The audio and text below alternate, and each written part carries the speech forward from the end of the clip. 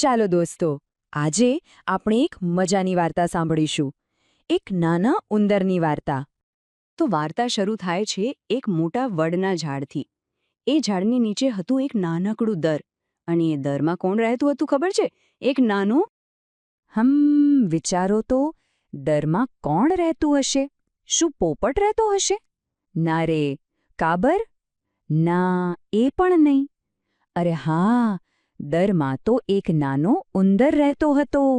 સાવ સાચી વાત. આપણા ઉંદરભાઈ છે ને, એમને ફરવાનો બહુ શોખ, એટલે તો રોજ ફરવા નીકળી પડે, અને ફરતા ફરતા જે પણ ખાવાનું મળે એને એ શું કરતો હશે? ખાવાનું ફેંકી દેતો હશે? ના ના, ખાવાનું તો ફેંકાય જ નહીં, એ તો મજાથી ખાઈ જતો, બરાબર ને? ચાલો જોઈએ આગળ શું થયું. પછી એક દિવસ સવાર પડી. ઉંદરભાઈ તો પોતાના દરના બારણા પાસે આળસ મળી રહ્યા હતા, અને ત્યાં જ એમના નાકમાં એક અજીબ ગંધ આવી. એ હતી બિલાડીની ગંધ. એમને તરત જ લાગ્યું કે નક્કી આસપાસ કોઈ બિલાડી છુપાઈ છે. તો એ બિલાડી ક્યાં હતી?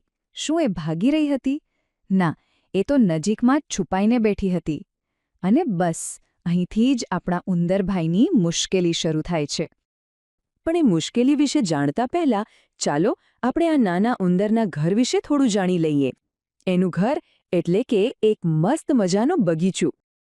ઉંદર જે બગીચામાં રહેતો હતો એ તો બહુ જ મજાનો હતો.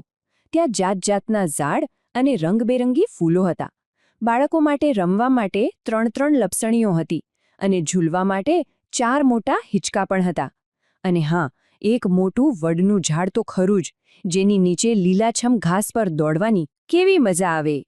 અને ખાવા પીવાની તો કેવી મજા! ઉંદરભાઈને તો ત્યાં જલસા પડી જતા.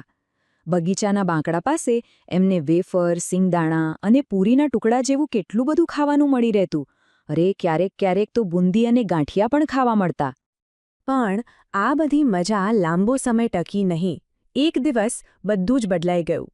એક દિવસ ઉંદરને એ જ અજીબ ગંધ ફરીથી આવી, પણ આ વખતે એ કોઈ સ્વાદિષ્ટ નાસ્તાની તો फ्रेंड्स, इस वीडियो को पूरा देखने के लिए आज ही फ्लेक्सी टीचर ऐप सब्सक्राइब करें, जहां आपको मिलेंगे animated videos, digital books, text book solutions, notes, DPP और क्विज. और हाँ, flexi teacher app mobile, TV और कंप्यूटर पर अवेलेबल है. और अगर आपके पास इंटरनेट नहीं है तो तुरंत ऑफलाइन सेट टॉप बॉक्स के लिए संपर्क करें. Flexi teacher, the one you needed.